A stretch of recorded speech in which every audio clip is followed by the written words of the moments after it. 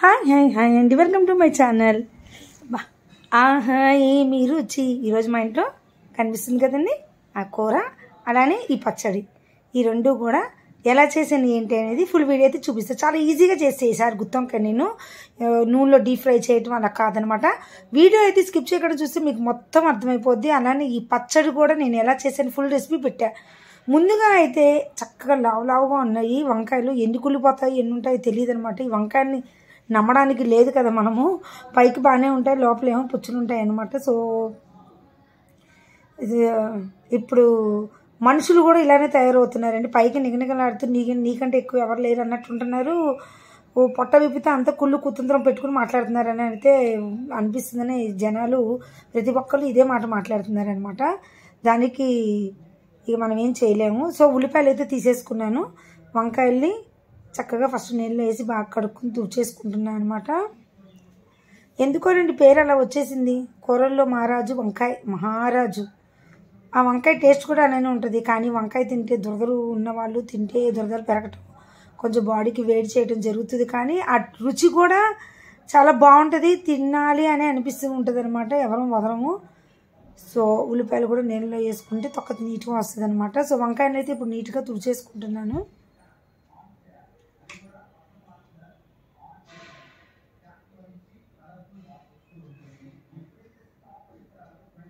తుడుచుకుని అది ఆరేలోపు ఉల్లిపాయలు అయితే చక్కగా మనం కోసేసుకుందాము.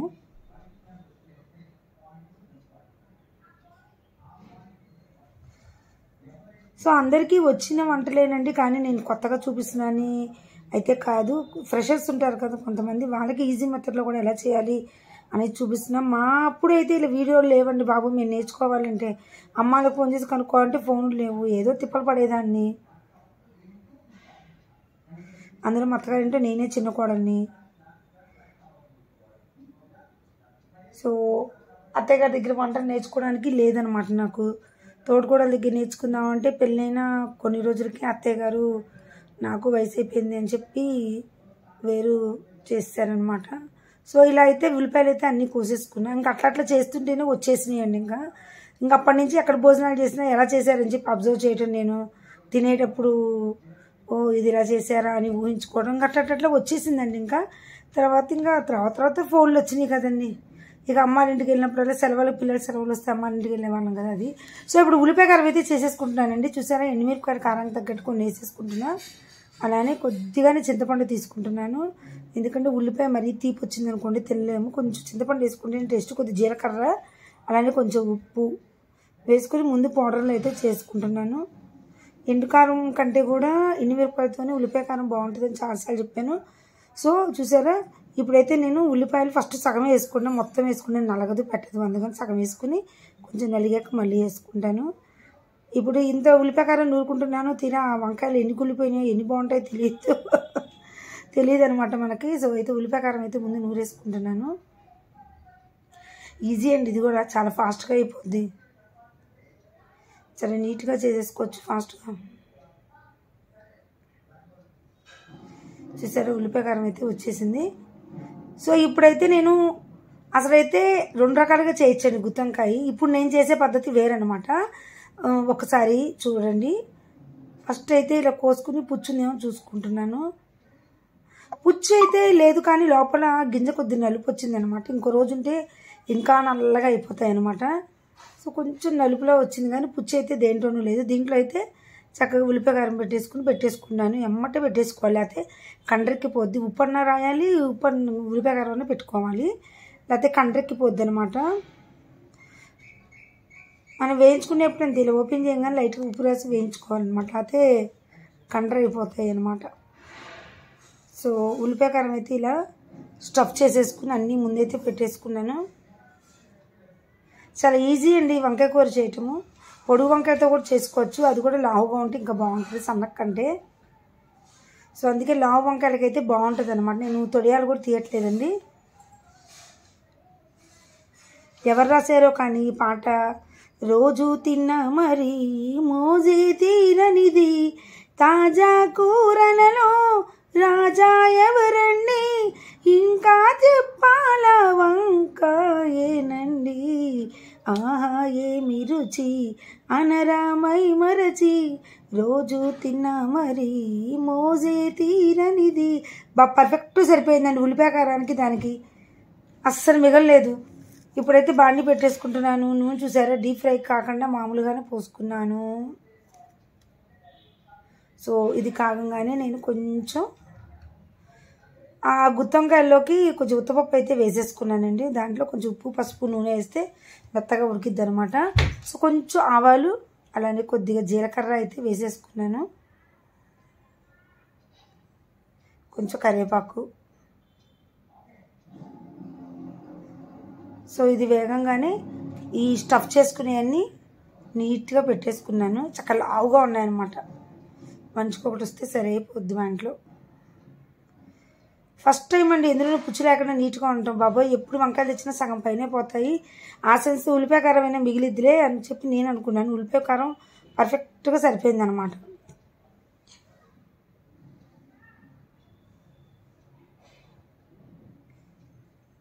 అంతేనండి, దాంట్లో ఉల్లిపాయ కారం వేసా కానీ మిగల్లా ఎక్కువ. ఎండుమిరపకాయలు ఎప్పుడైనా కారం సరిగ్గా ఉందో లేదు చూసుకొని. చాలా ఈజీ అండి, నూనె డీప్ ఫ్రైలో చేయాల్సిన అవసరమే లేదు. ఇట్లా చేస్తే చక్కగా మూత పెట్టుకుని దానిపైన వాటర్ పోసుకోవాలి. ఆవిరి నీళ్ళకి మెత్తగా మగ్గిపోతాయి అన్నమాట నీట్గా. సో ఆ మాత్రం వాటర్ పోసుకుంటే చాలు. ఇప్పుడైతే కుక్కర్ పొయ్యి కూడా ముట్టించేసుకుంటున్నాను. నేను అచ్చంగా బ్రౌన్ రైస్ తినలేమని చెప్పి డబ్బా మామూలు రైస్ వేస్తే అర డబ్బా ముప్పావు డబ్బా అంటే మనుషుల్ని బట్టి చెరిసగం వేస్తానండి బ్రౌన్ రైస్. అచ్చంగా బ్రౌన్ రైస్ అయితే తినలేము, పాడుగానే ఉంది అది. అందుకని ఇప్పుడైతే చూసారు కదా, ఒక్కసారి ఇంకొకసారి మూత తీసి అయితే చూసుకుందామా ఎక్కడ దాకా వచ్చిందని. ఒక 5 minutes అయితే అయిపోయింది. నా వీడియోస్ అన్నీ అందరూ ఫాలో అవుతున్నారండి. ఏమైనా సజెషన్స్ ఉంటే కామెంట్ బాక్స్లో పెట్టండి, నేను కూడా తెలుసుకుంటా, నేర్చుకుంటా. ఎంత ఉన్నా కూడా నేర్చుకోవాల్సింది ప్రతి మనిషి దగ్గర సత్యంత వరకు ఉంటూనే ఉంటాయి. ఇవన్నీ జీవితం అనేది ఒక పాఠాలు, ఒక పుస్తకం లాంటిది అనమాట. సో ఒకసారి అయితే తీసి కలబెట్టుకుందాము, జాగ్రత్తగా తిప్పుకుందాం సైడ్కి, ఇంకో వైపుకి తిప్పుకుంది మళ్ళీ పెట్టేసాను మూత.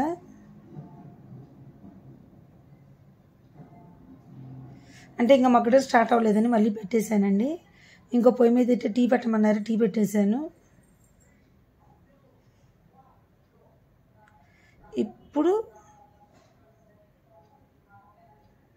ఇప్పుడు తిప్పుకుందాము, ఇంకో సైడ్కి తిప్పుతున్నాను.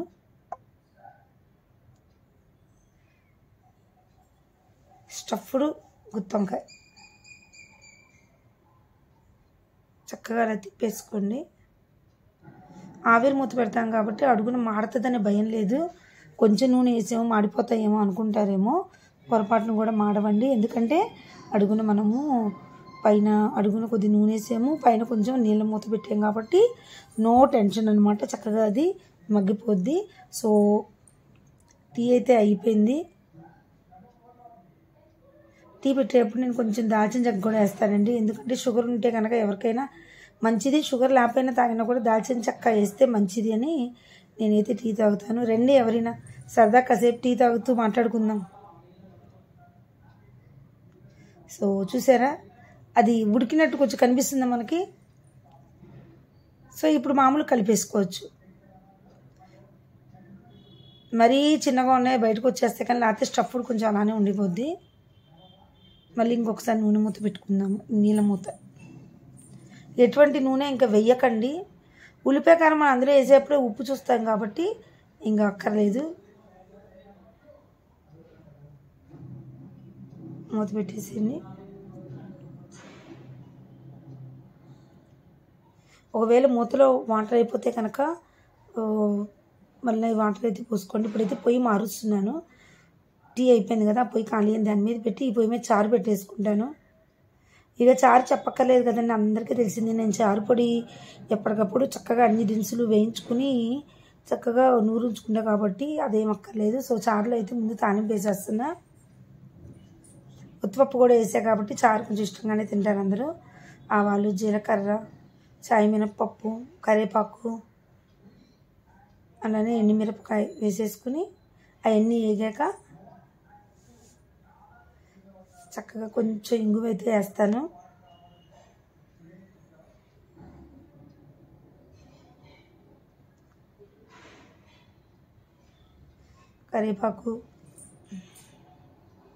కరివేపాకు ఇందులోనే వేస్తాను, చారుపొడిలోనే ఎక్కువ వేస్తానండి. సో ఇంగువ మాడకముందే వాటర్ అయితే పోసేసుకోవాలి. మా ఇంట్లో రసం తిన్న వాళ్ళు అందరూ అడుగుతారండి చాలా బాగుంటుందని. అదేంటి దేనివల్ల అంటే మా ఇంట్లో మేము చేసే చారుపొడి వల్ల అంత టేస్ట్ వస్తుంది అనమాట. 4 పచ్చిమిరపకాయలు కారంగా ఉన్నాయండి, అందుకే నేను ఒక పచ్చిమిరపకాయ 4 సగాలు చేశాను. సో ఒక టమాటా వేసాను. అలానే కొంచెం పసుపు,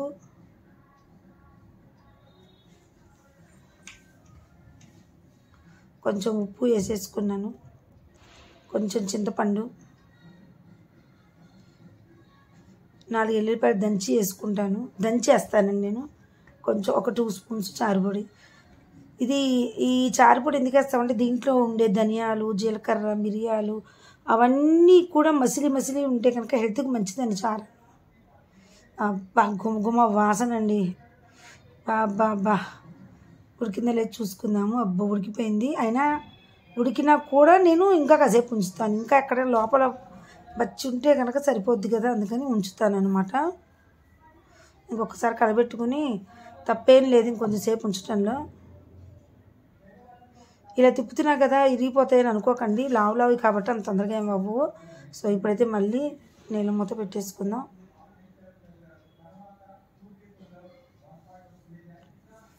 చారు చూసారా చక్కగా మసిలిపోతుంది. ఇప్పుడు నేను కొంచెం బెల్లం ముక్క పొయ్యి కట్టేసే ముందే వేస్తానండి, లేకపోతే ఐరన్ ఆవిరి రూపాన్ని వెళ్ళిపోద్ది. ఇప్పుడు కొత్తిమీర. మా ఇంట్లో నిజంగా వచ్చినప్పుడు రసం పెట్టించుకుని తినండి, అస్సలు మీరు ఆ రసం పౌడర్ చేయించుకుని తీసుకెళ్తారు, అంత బాగుంటుంది అనమాట రసం.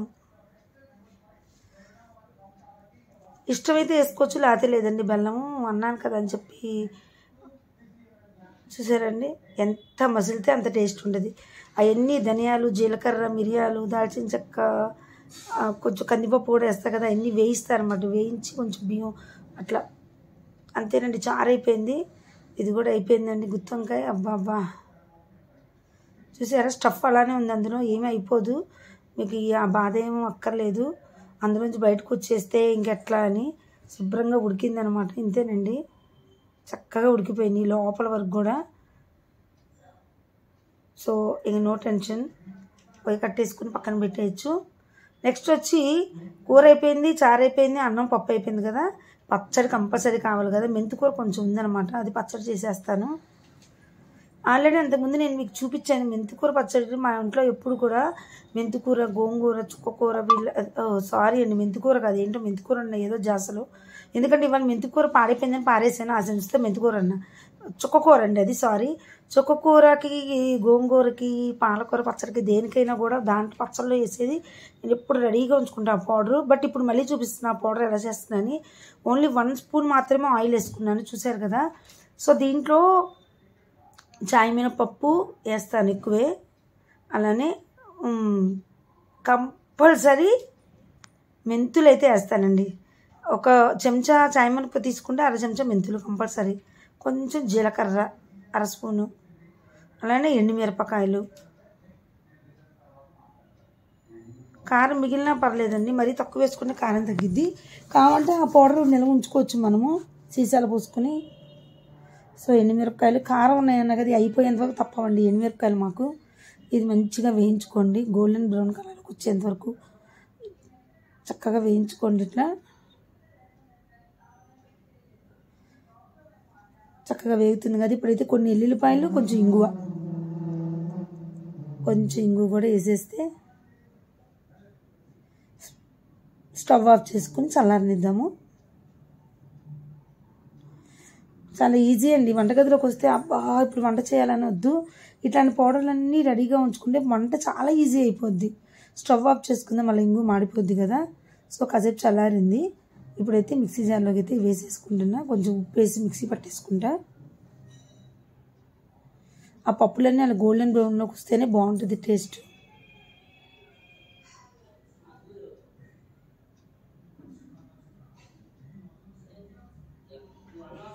కొంచెం ఉప్పు వేసి మిక్సీ పట్టేసుకుంటున్నా. ఇప్పుడైతే చుక్కూర పచ్చడిలోకి మళ్ళీ నేను 4 ఎల్లుల్లిపాయలు దంచుకుంటున్నాను. నాకు అలా దంచుకోవడమే ఇష్టం అండి. అలా డైరెక్ట్గా వేస్తే పేలిపోతాయి కూడా, తొక్క వచ్చినా నాకు నచ్చదు. అంటే ఉట్టి డైరెక్ట్గా తొక్క కాకుండా ఇలా దంచితే ఆ రసం అనేది దిగుద్ది అనమాట. ఇప్పుడైతే తాలింపు వేసేస్తున్నా. కొంతమంది తాలింపు లాస్ట్కి వేసుకుంటారు, నేను ముందే వేసుకుంటే చుక్కూర ఏముందండి ఊరికే మగ్గిపోద్ది కదా, అందుకని నేను అంత తర్వాత తాలింపు వేసుకునే ఎందుకు, ఒక్క పూట తినేది ఒక్క పూటగా వస్తుంది ఇది. ఎండుమిరపకాయలు, ఆవాలు, జీలకర్ర, కరివేపాకు అన్నీ వేసేసుకోవాలి.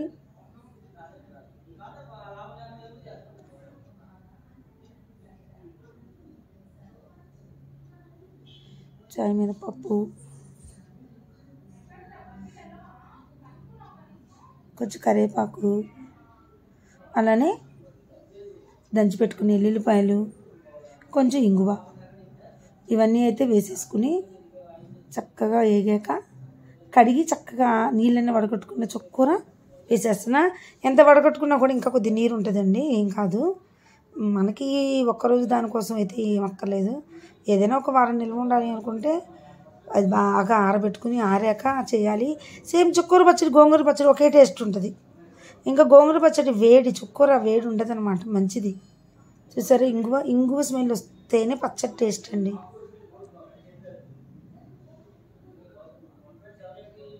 ఇంగువ ఎక్కువే వేస్తాను గోంగూర పచ్చడిలో వేసినట్టు. సో ఇప్పుడైతే చక్కగా అయ్యింది కదా చుక్కకూర. ఇంత కూర వేసినట్టు ఉంటుందండి, మగ్గేసరికి గింతే అయింది, గింతంతే అయింది అనమాట. కొంచెం ఉప్పు వేసుకుంటే తొందరగా మగ్గిద్ది. ఒక అర చెంచా పులుపు కదా, ఉప్పు ఎక్కువే పట్టిద్ది. కారంలో వేసాను కదా అని దీంట్లో వేయకుండా మానకండి, ఎక్కువే పట్టిద్ది. కొంచెం ఉప్పు వేసేసాను. సో బాగా కలిపెట్టుకుంటే దగ్గరికి అయిపోద్ది అనమాట, ఊరికే మగ్గిపోద్ది చుక్కకూర. మనకి పౌడర్ రెడీగా ఉంటుంది కాబట్టి ఏదైనా పచ్చడి చేయాలనుకున్నప్పుడు ఇట్లాంటి పచ్చడి తొందరగా అయిపోద్ది. ఇది రోట్లో కూడా వేయక్కర్లా, మిక్సీలో కూడా వేయక్కర్లా, ఆ పౌడర్ రెడీగా ఉంటే చాలు మనకి.